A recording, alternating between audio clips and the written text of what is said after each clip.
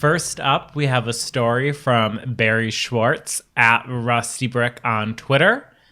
Google Ads begins identity verification.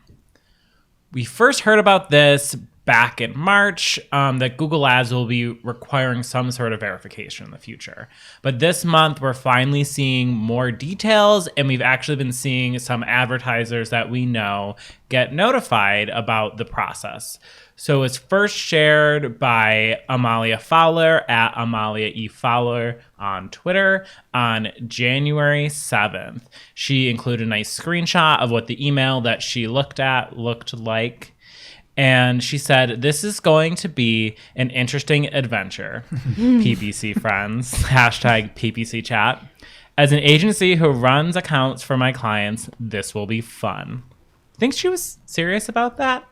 She's excited? No. I think sense she's a going to little have sarcasm. a party. Yeah. And then she said, also, look at the bottom. And she highlighted in the screenshot, what happens to the information? Once your identity is verified, your name and country will appear in an ad disclosure generated by Google.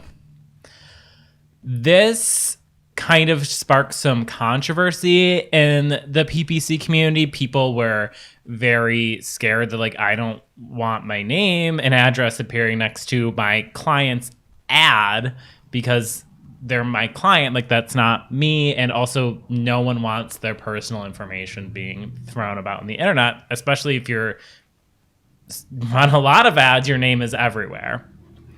The email also included some other information besides that little snippet.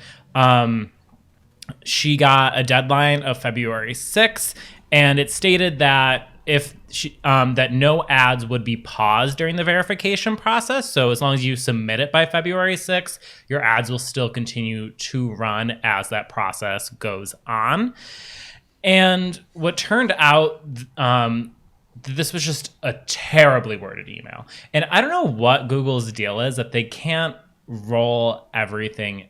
They can't roll anything out and explain it properly. People, like, because what Amalia thought is that her name is going to be connected to this. But thankfully, we have Barry, and he talked to Google, and they thoroughly explained what they actually meant from the email.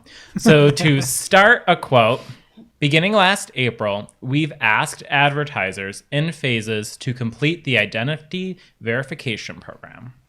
So this has been going on for the last several months. Point 2, Google made.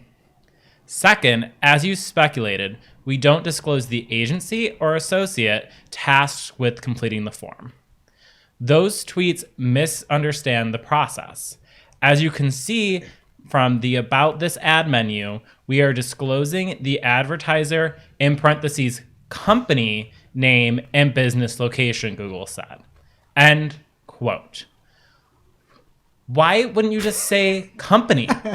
Why you just say advertiser? Does anyone read these emails before they are sent out to people? I don't. Like, think about how many things have Google rolled out recently where everyone was confused by what Google said. Do you want the real answer?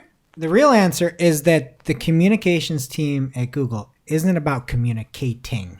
It's about restricting. And every interaction I've ever had with the communication team, and I've had a lot when I wrote at Search Engine Land, it was never about making things clear. It was about directing the message. Mm-hmm. But this, if you look at the email, it seems very clear because it literally says that they are verifying your legal name and legal address. And then right below it says your name. I understand that. But they're putting in legally, they're not trying to communicate to you.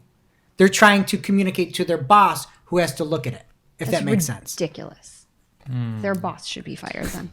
Yeah. But think about, like, passages, no, search I will terms. never think about that. Don't get me started, Mark. Can they get anything right?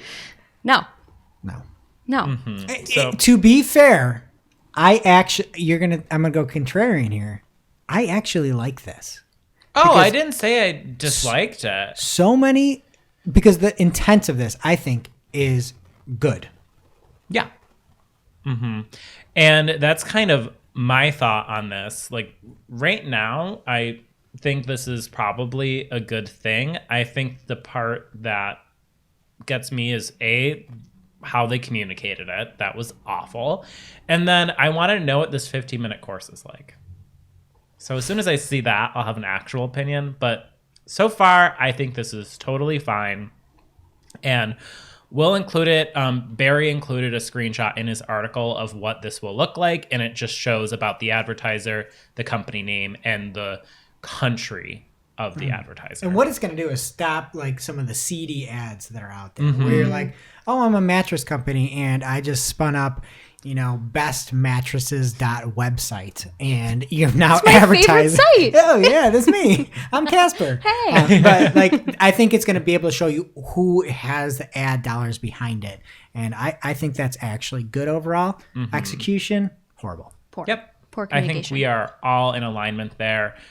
Just one last note, if you want to see what happens if you do not submit this, we had from Rob P, Mr. Robzilla, great handle, on Twitter, was kind enough to share the notification that you'll receive if you don't complete this process on time and your account was suspended. So thank you for sharing that, Rob. Like what you saw? Of course you did. If you're looking for more, Marketing O'Clock releases new episodes every Friday with the digital marketing news of the week. You can subscribe wherever you consume your podcasts, or click to watch the full episode, the next news story, or read all the articles from the show.